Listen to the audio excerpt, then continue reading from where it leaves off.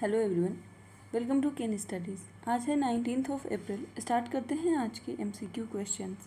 आज का first question है, विच institution released the status of women in agri food system report. आपसे पूछा जा रहा है किस संस्था ने एग्री फूड सिस्टम में महिलाओं की स्थिति रिपोर्ट जारी की है। आपके ऑप्शंस हैं FAO, यूनिसेफ, नाबार्ड या नीति आयोग। और इस क्वेश्चन में आपका करेक्ट ऑप्शन हो जाएगा ऑप्शन ए, FAO ने ये रिपोर्ट जारी की है। आगे इसके बारे में बात करें तो status of women in agri food system report was released recently by food and agricultural organization and according to this report eliminating gender discrimination in agriculture could result in increase in the size of global economy and alleviate hunger at the time when over 345 million people are estimated to experience acute food security। तो ये report जारी किया है food and agriculture organisation ने। बढ़ते हैं next question की ओर।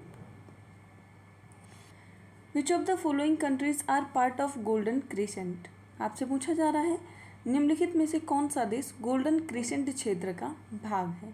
आपके ऑप्शंस हैं पाकिस्तान, इंडिया, अफगानिस्तान और चाइना। और आपका करेक्ट ऑप्शन हो जाएगा इसमें ऑप्शन सी। इसमें पाकिस्तान, अफगानिस्तान के साथ एक तीसरा देश है ईरान शामिल है। इसके बारे में बात करें तो golden crescent is located in south west Asia and consist of 3 countries Pakistan, Afghanistan and Iran. इनमें से Iran is the largest country, Afghanistan the only landlocked country and Pakistan shares the maximum land border in this reason.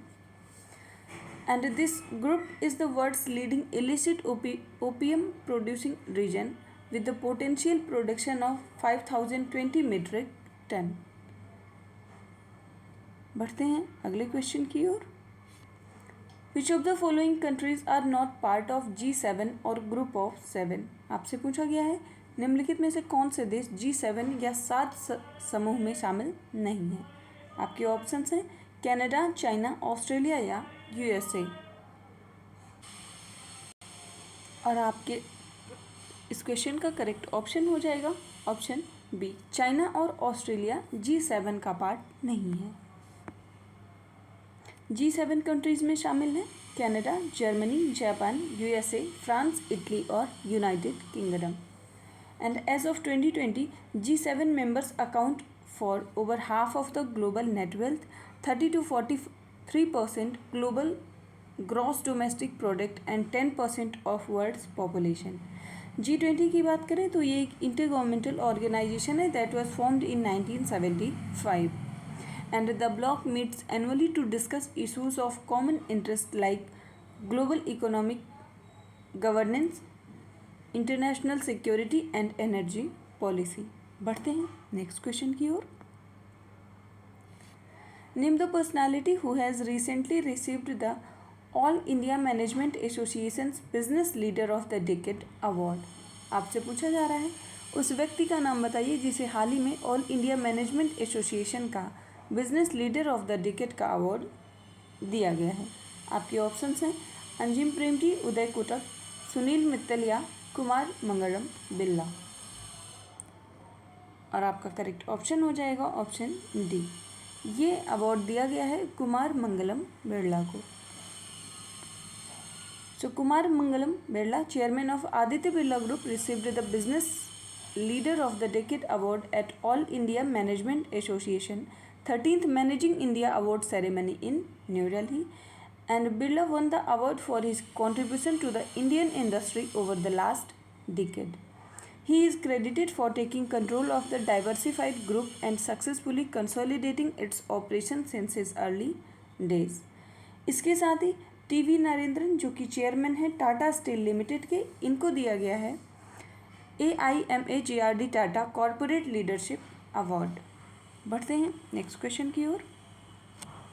Recently GS Nirnay mobile app is in news, it is related to which of the following. आपसे पूछा जा रहा है हाल ही में GS Nirnay mobile app खबरों में है और ये किससे संबंधित है, आपको ये बताना है। आपके ऑप्शन हैं ground water recharge, grievances redressal mechanism at fair price shop, या फिर governance at the village level. और आपका करेक्ट ऑप्शन हो जाएगा option D, GS Nirnay mobile app ये संबंधित है governance at the village level से। इसके बारे में बात करें तो GS Nirnay national initiative for rural India to navigate, innovate and resolve panchayat decisions, ये एक मोबाइल एप्लीकेशन है by the ministry of Panchayati Raj और इसका एम है to empower rural communities during the national conference. It enables easy access to critical information discussed during a Gram Sabha, acting as a means of verification of facts where necessary or in case of queries that may arise regarding the resolutions undertaking during the Gram Sabha. And this app would bring more transparency and increase efficiency in the functioning of panchayats, which play a vital role in the decentralized participatory democracy. बढ़ते हैं next question की ओर। Which of the following Indian cities will host the India steel 2023 conference from 19 to 21 April 2023। आपसे पूछा जा रहा है निम्नलिखित में से कौन सा भारतीय शहर 19 से 21 अप्रैल 2023 तक इंडिया स्टील 2023 सम्मेलन की मेजबानी करेगा। आपके ऑप्शंस हैं न्यू दिल्ली, सूरत, मुंबई या जमशेदपुर। और आपका करेक्ट ऑप्शन हो जाएगा ऑप्शन सी, इसका आयोजन मुंबई में किया जाएगा।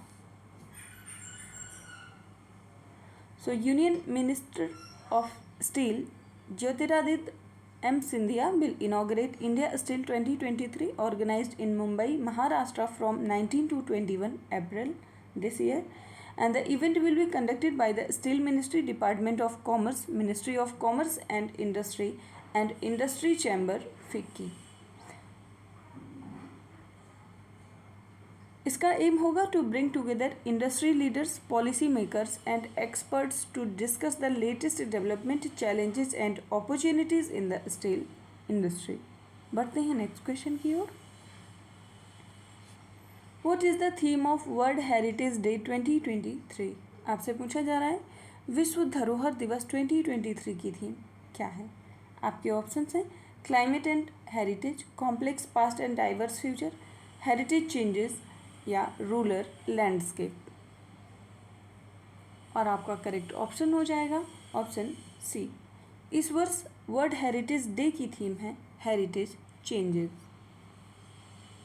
सो वर्ल्ड हेरिटेज डे या इसको international day of monuments and sites भी कहते हैं, इसको हम सेलिब्रेट करते हैं on April 18 every year to raise awareness about the importance of cultural heritage and the need to preserve it for the future generation.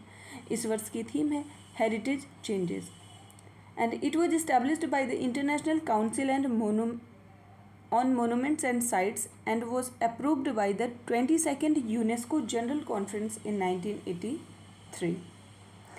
इसके साथ ही international council on monuments and sites की बात करें तो इसको फाउंड किया गया 1965 में और इसका हेडक्वार्टर है पेरिस, फ्रांस में। यूनेस्को के अंतर्गत जो वर्ल्ड हेरिटेज साइट्स हैं इंडिया में टिल अप्रैल 18, 2023 ये 40 साइट्स हैं। आज के करंट अफेयर सेशन में इतना ही। धन्यवाद।